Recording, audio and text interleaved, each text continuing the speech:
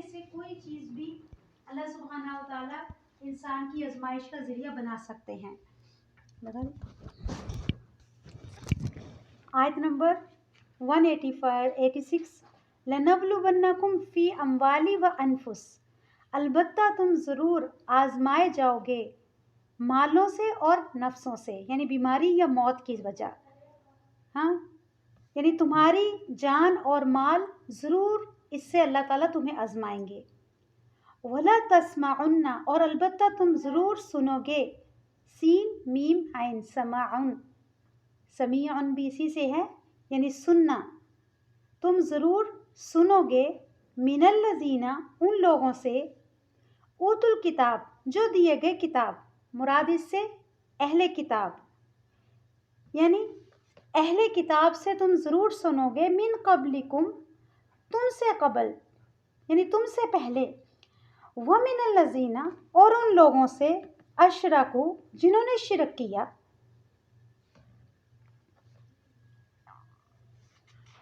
یعنی اللہ سبحانہ و تعالیٰ اس میں 3 طرح کے نقصان کا ذکر فرما رہے ہیں کہ تمہارے 3 قسم کے نقصان یا 3 طرح سے اللہ تعالیٰ تمہیں آزمائش کریں گے. ایک تو مال، ایک جان، اور پھر ایک لوگوں سے تکلیفیں، یعنی لوگ بھی تمہیں طرح طرح کی باتیں کر کے تمہیں اذیتیں دیں گے، تمہیں تکلیفیں دیں گے، تمہارے خلاف ایسی ایسی باتیں کریں گے کہ جب انسان دین کے راستے پر آ جاتا ہے تو پھر لوگ بھی اس کے بارے میں بہت سی باتیں کرنا شروع کر دیتے ہیں. دیکھو دین پر چلنے لگی، قرآن پڑھنے لگی، اپنے گھر کا ہوش نہیں، بچوں کا پتہ نہیں. تو آزمائش ہوگی تمہاری مال سے بھی، اور اس کے بعد میں تمہاری اپنی جان سے بھی، یعنی موت سے، یا کسی اپنے کی یا کسی عزیز کی موت سے بھی، اور لوگوں سے بھی. آیت نمبر 186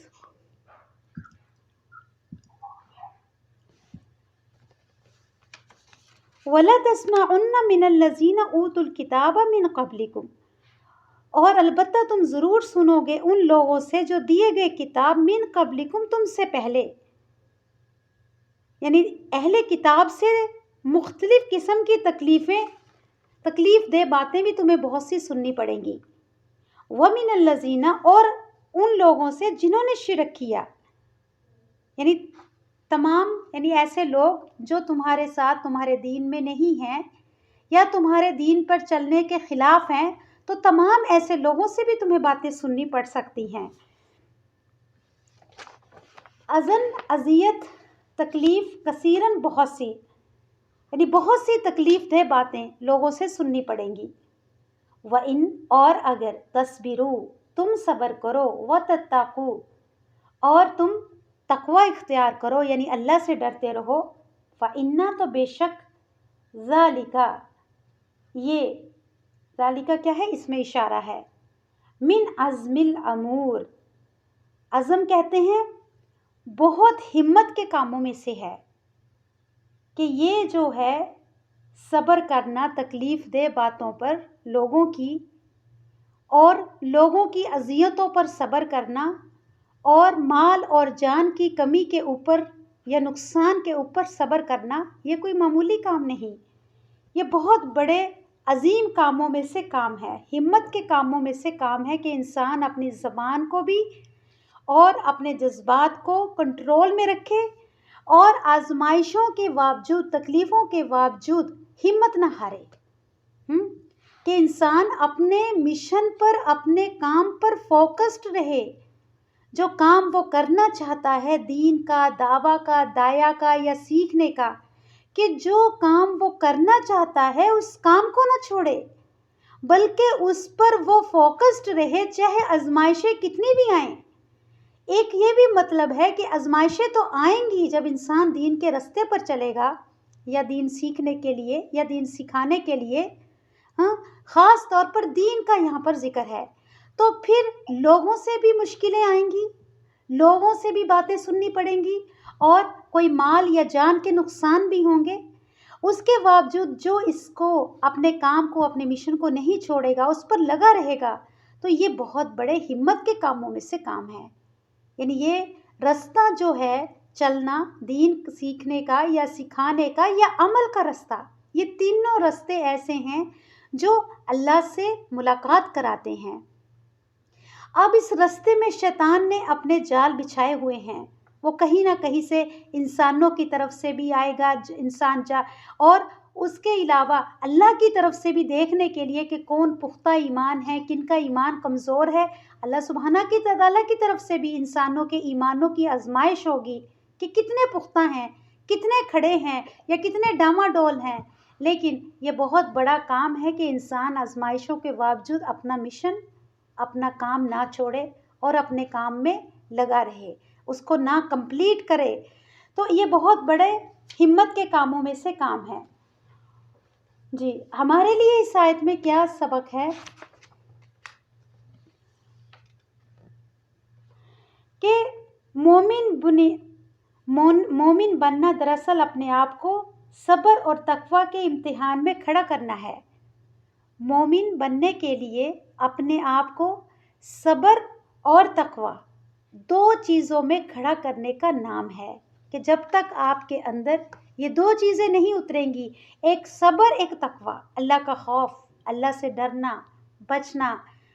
تو جب تک یہ اندر نہیں اترے گا یا جب تک ہم اس کے بیچ میں نہیں کھڑے ہوں گے، ہم مومن کے درجے کو نہیں پہنچ سکتے۔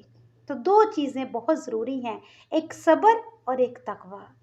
دو چیزوں کی قربانی ہوگی، ایک مال اور دوسرا جان، کہ دو چیزیں بھی اس راستے میں دینی ہوں گی، اور دونوں کے لیے کیا ضروری ہے؟ صبر، اور کیا چاہیے؟ تقوی، اللہ کا خوف، اللہ کے لیے، اللہ پر بھروسہ۔ اور پھر جب مشکلات آئیں اس پر کیا کرنا ہے؟ اپنا کام نہیں چھوڑ دینا۔ دین کے راستے میں دین پڑھتے پڑھتے اگر کوئی مشکلات آتی ہیں، لوگوں سے کچھ بات سننی پڑ جاتی ہے، تو انسان اپنا دین کا راستہ نہ چھوڑے بلکہ اس پر قائم رہے۔ تو ایسے لوگ ہی پھر کیا ہوتے ہیں؟ کامیاب ہوتے ہیں۔ یعنی بہت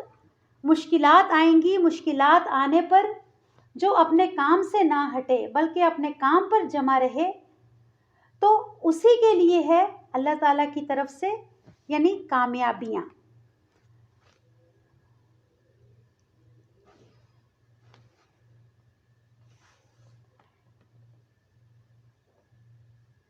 اور جو امتحانوں کے وقت اللہ کی طرف سے جو امتحان آتے ہیں اس پر ثابت قدم رہیں، اور پھر اس پر اپنا کام کرتے رہیں، آزمائشوں کے ساتھ ثابت قدم رہیں اور دین پر ثابت قدم رہیں، تو اس ثابت قدمی کی وجہ سے اللہ سبحانہ وتعالیٰ کی طرف سے ان کے لیے بہت بڑا اجر ہے۔ یعنی تکلیفیں تو آئیں گی ہی آئیں گی جب انسان اللہ کے دین پر چلے گا، دین سیکھے گا۔ سب سے پہلے اس کے لیے اپنے آپ کو تیار کرنا ہے کہ یہ سیکھنا بھی، سکھانا بھی اور عمل کرنا، یہ تینوں راستے کوئی آسان راستے نہیں ہیں۔ یا اسلام کے اندر داخل ہونا، اس میں قربانی تو دینی ہی ہوگی، اور وہ قربانی اللہ سبحانہ وتعالیٰ کی، اور سورہ بقرہ آیت نمبر 154 میں بھی یہی چیز یعنی دہرائی گئی تھی کہ آزمائشیں تو ضرور ہوں گی، مال سے، جان سے، خوف سے، بھوک سے، موت سے۔ اللہ سبحانہ وتعالیٰ جب تک کوئی انسان آزمائشوں میں سے پورا نہیں اترے گا، تو اللہ سبحانہ وتعالیٰ جب تک پہچان نہیں لیتے کہ واقعی خالص مومن کون ہے، تب تک اس کو اللہ سبحانہ وتعالیٰ خالص کرنے کے لیے اس کو ضرور تپائیں گے۔ جیسے سونے کو بھٹی میں ڈال کر تپا کر اس کا کھڑا اور کھوٹا الگ کیا جاتا ہے کہ کون اس دین کے قابل ہے، اس کام کے کرنے کے قابل ہے، کون سکھانے کے قابل ہے، کتنا جذبہ ہے، کتنی محبت ہے، کتنا دین کے ساتھ شوق ہے، کیا قربانی دے کر آگے بڑھ سکتا ہے۔ تو جو اس میں نکل جاتے ہیں پھر اللہ سبحانہ تعالیٰ ان سے بڑے بڑے کام لیتے ہیں، جیسے صحابہ اکرام تھے۔ صحابہ اکرام نے اپنے جان کی، مال کی، ہر طرح کی قربانیاں دی دین سیکھنے کے لیے، ہر طرح سے انہوں نے دین سیکھا، عمل کے لیے بھی ہر قربانی دے کر عمل کیا، اور پھر اس کا اللہ سبحانہ تعالیٰ نے بدلہ کیا دیا، ان کو ریوارڈ کیا ملا؟ یہ دین پوری دنیا میں پھیلا، ہر کونے کونے تک پہنچا یہ دین۔ تو اسی طرح سے اگر آج بھی ایسے لوگ صبر کرنے والے، تقوی اختیار کرنے والے اور استقامت سے اپنے کام پر جمے رہنے والے لوگ رہیں گے تو دین اسی طرح سے کامیاب ہوگا اور اسی طرح سے پھیلے گا اور اسی طرح سے لوگ اس پر عمل بھی کریں گے جو جتنا عمل کے ساتھ اس کو اپنائے گا۔ جی آیت نمبر 186 کو دوبارہ سے سنیے۔ وَلَتَسْمَعُنَّ مِنَ الَّذِينَ أُوتُوا الْكِتَابَ، البتہ تم ضرور سنو گے ان لوگوں سے جو دیے گئے کتاب، یعنی لَنَبْلُوَنَّ فِي أَمْوَالِكُمْ وَأَنفُسِكُمْ، آزمائشیں تو ہوں گی تمہارے مالوں سے، تمہاری جانوں سے۔ وَلَا تَسْمَعُنَّ مِنَ الَّذِينَ أُوتُوا الْكِتَابَ مِنْ قَبْلِكُمْ، اور البتہ ضرور سنو گے تم ان لوگوں سے جو دیے گئے تھے کتاب، من قبلکم، تم سے پہلے،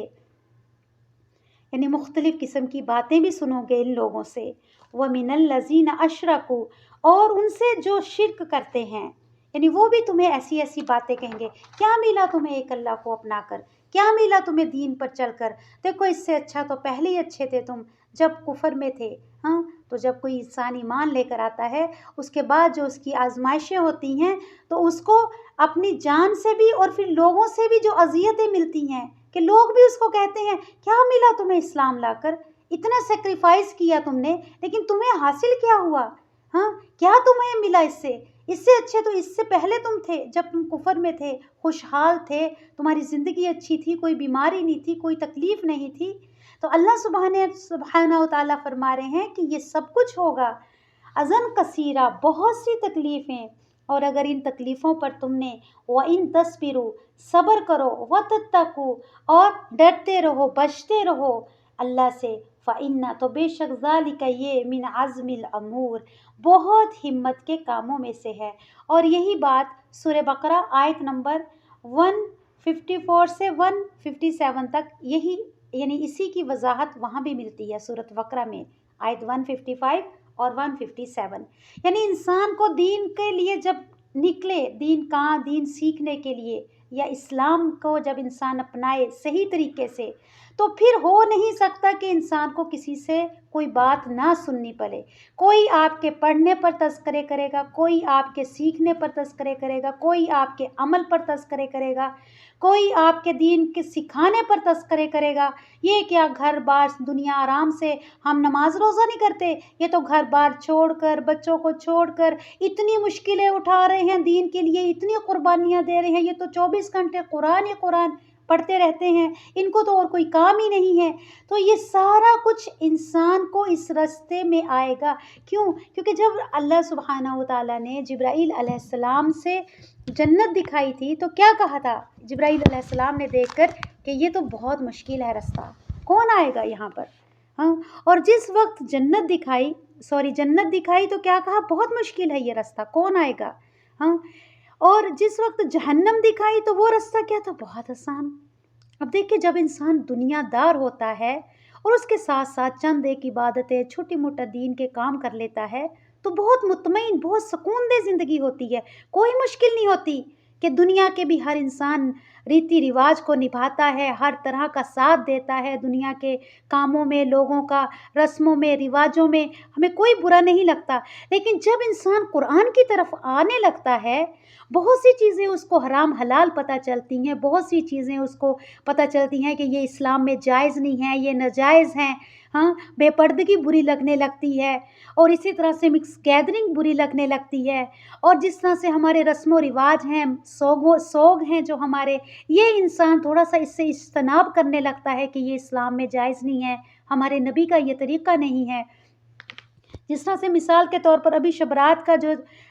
جو ہمارے پاس شروع سے رواج ہے، اب اگر کوئی انسان قرآن کی طرف آیا ہے، اللہ کے دین کی طرف آیا ہے، اور اس کو یہ پتہ چلتا ہے کہ یہ تو اسلام کا حصہ نہیں ہے، یا بہت سی چیزیں جو ہیں ہم دین کے نام پر کر رہے ہیں لیکن وہ اصل میں ثابت نہیں ہے، صحیح نہیں ہے، رسول اللہ صلی اللہ علیہ وسلم سے وہ ثابت نہیں، تو اگر آپ یہ کام خالی کریں گے، کہیں گے نہیں، اس پر بھی تنقید کا سامنا کرنا پڑے گا۔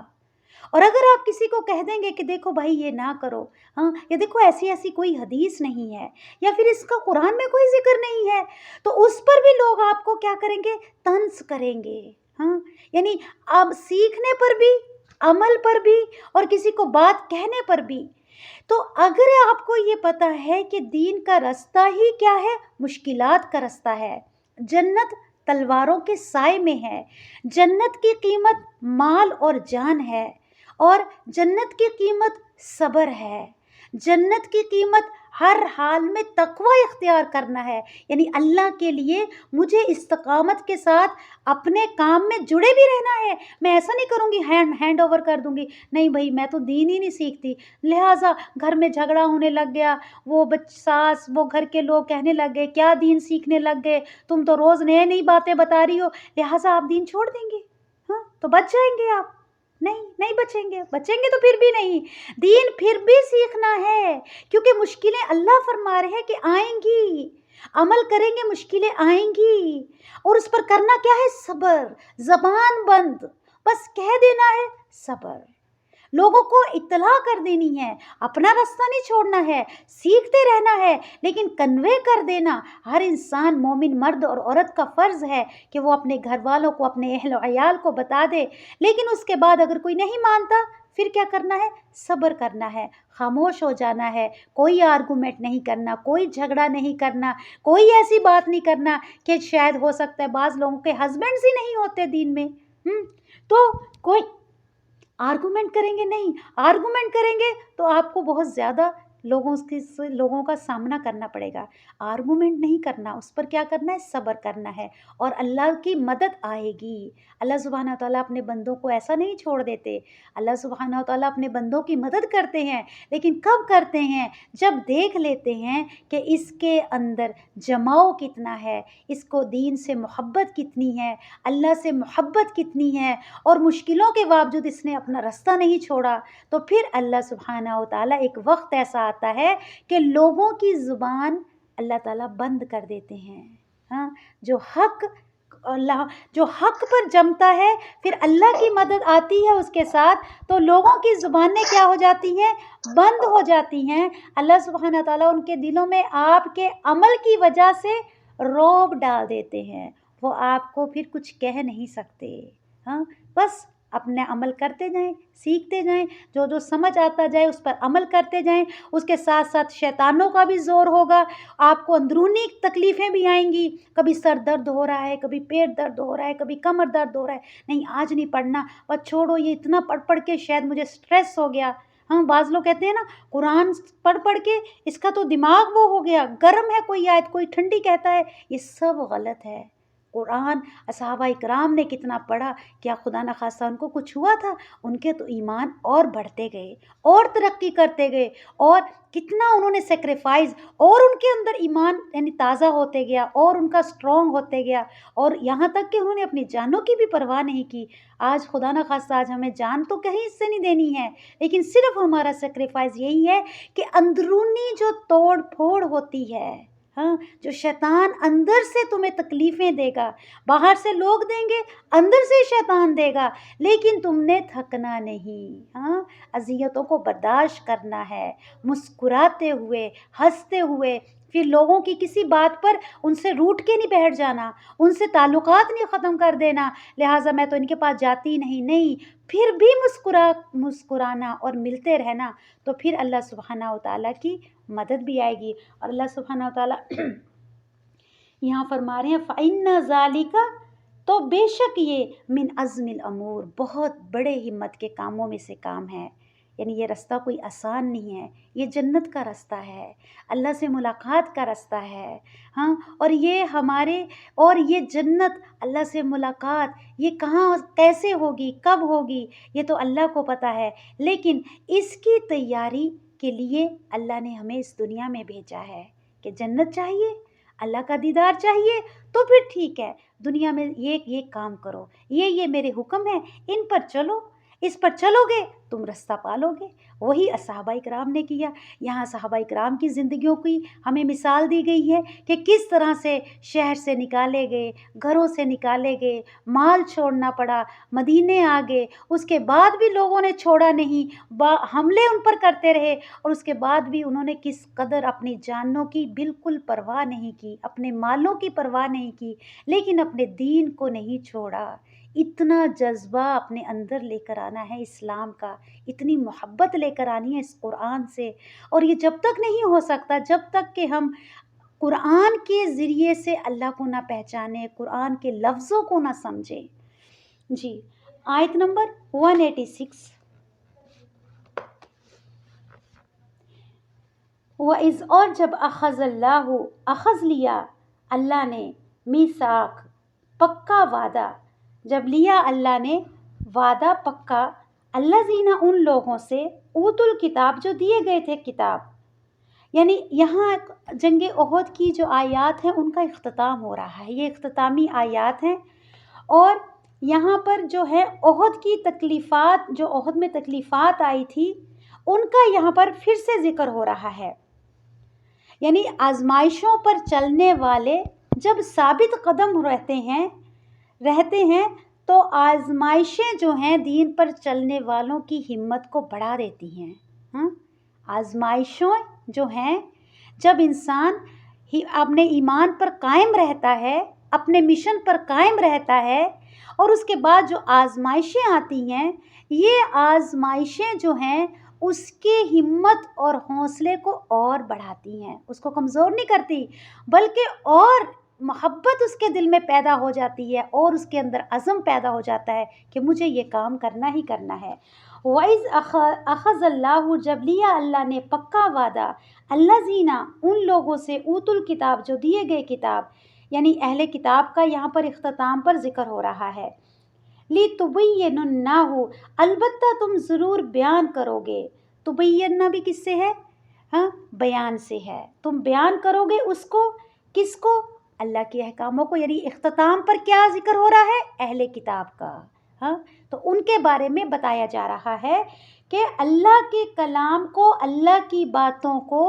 جو تمہاری کتاب میں ہے تم اس کو ضرور بیان کرنا، ولا، اور نہ، تکتمونہ، تم اس کو چھپانا۔ یعنی اللہ تعالیٰ اس عہد کی بات کر رہے ہیں، یعنی یہ ہر ایک سے نہیں اللہ تعالیٰ بات کر رہے، جو ان کے علماء تھے،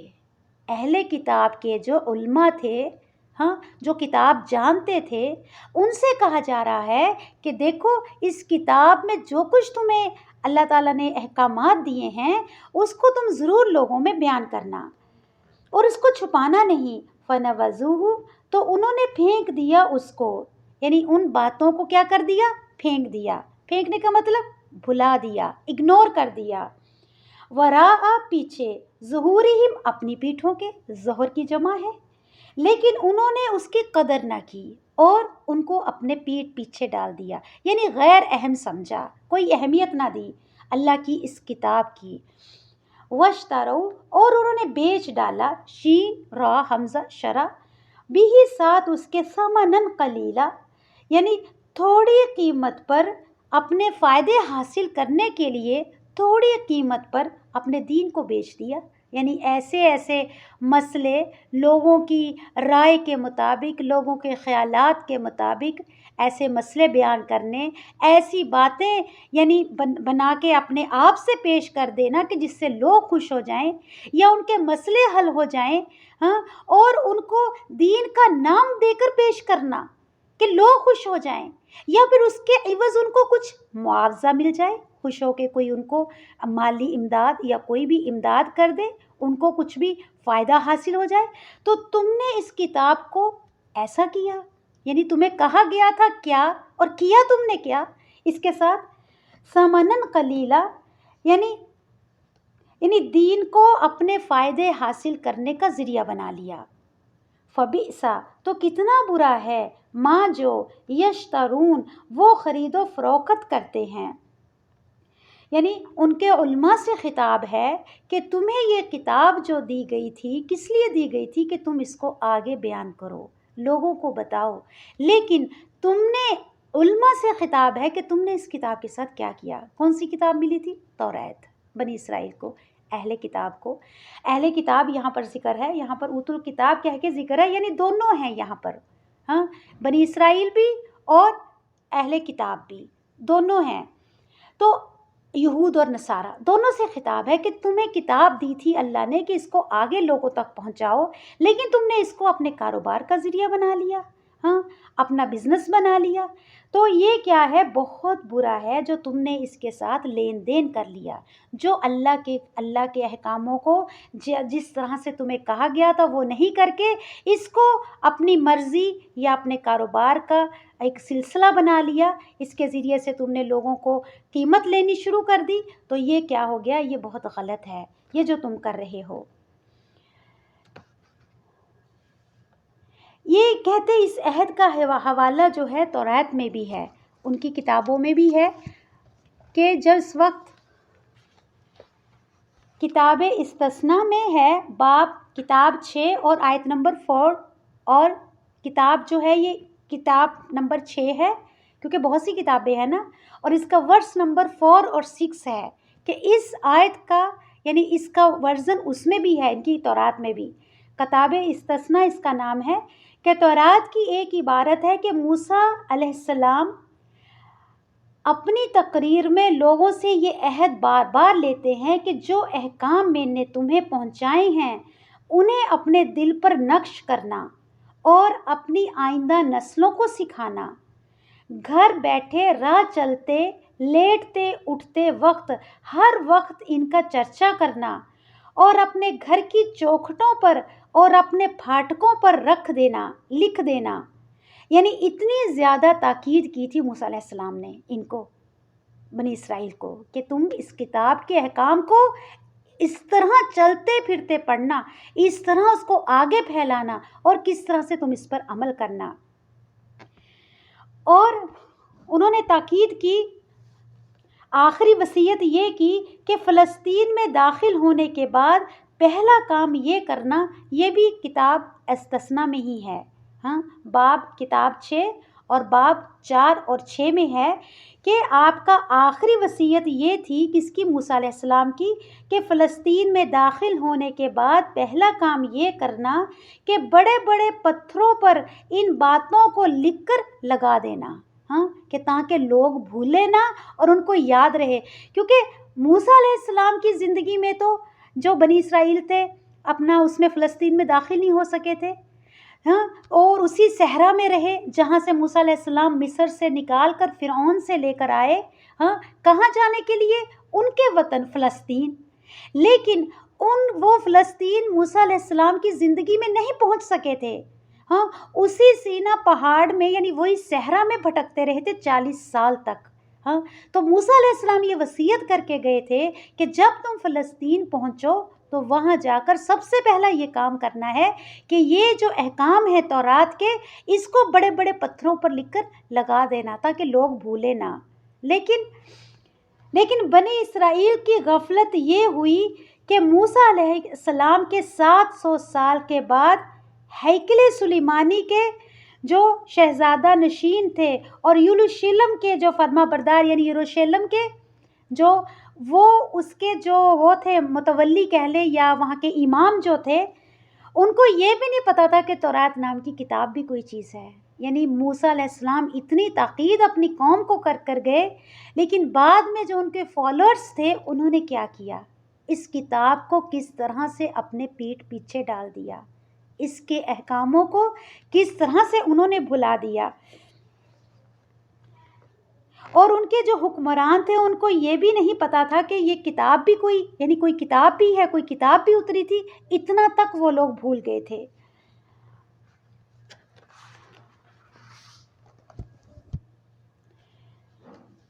یعنی یہ اختتامی آیات ہیں احد کی، اور یہاں پر جو اختتامی آیات ہیں کس سے اختتام ہو رہا ہے؟ اہل کتاب سے خطاب کیا جا رہا ہے کہ تمہیں یہ کتاب ہم نے کس لیے دی تھی، ہاں، اور تم نے اس کتاب کے ساتھ کیا کیا۔ اب ان کو اللہ سبحانہ و تعالی سمجھانے کے بعد ہم سب سے بھی خطاب ہے، ہم سب کی طرف بھی اشارہ ہے کہ ہمیں بھی یہ کتاب کس لیے ملی تھی؟ سمجھنے کے لیے، عمل کرنے کے لیے، ہاں، اپنے اس کو آگے پہنچانے کے لیے۔ لیکن آج ہم مسلمانوں نے بھی اس کتاب کے ساتھ کیا کیا ہے؟ ہاں، کیا ہم نے اس کو اس کے احکاموں کو غیر اہم سمجھ کر پیچھے نہیں ڈال لیا۔ آج ہمارے آگے کیا ہیں؟ ہماری خواہشات ہیں، دنیا کے فائدے ہیں، لوگ ہیں، ہماری رسمیں ہیں، ہمارے خاندان ہیں جو ان کے طریقے ہیں، لیکن اللہ کے احکام کیا ہیں وہ تو ہم میں سے کسی کو پتہ بھی نہیں ہے۔ ہاں، کیا ہیں اللہ کے احکام؟ کس طرح سے زندگی گزارنی ہے، کس طرح سے ہمارے شادی، کس طرح سے ہمارے سوگ، کس طرح سے ہمارے دین کے طریقے کیسے ہونے چاہیے، ہم میں سے کتنے کم لوگ ہیں جو جانتے ہیں، اور کتنے کم لوگ ہیں ہم میں سے جو اس کو سمجھتے ہیں۔ کتنے لوگ تو اس کو سمجھتے بھی نہیں ہیں، اس کی زبان سے بھی غافل ہیں۔ تو اللہ سبحانہ و تعالی ہم سب کی رہنمائی کریں، اس آیت کے ذریعے سے ہمیں اپنے اس کتاب کے ساتھ صحیح تعلق سمجھ کے ساتھ اور عمل کے ساتھ پیدا کرنے کے لیے ہم سب کو بھی ایک اشارہ دیا جا رہا ہے، ہم سب کے لیے بھی حکم ہے کہ ہم اس کتاب کے ساتھ تعلق سمجھ کا اور عمل کا کریں۔ سبحانک اللہم و بحمدک، نشہد ان لا الہ الا انت، نستغفرک و نتوب الیک۔ السلام علیکم ورحمۃ اللہ وبرکاتہ۔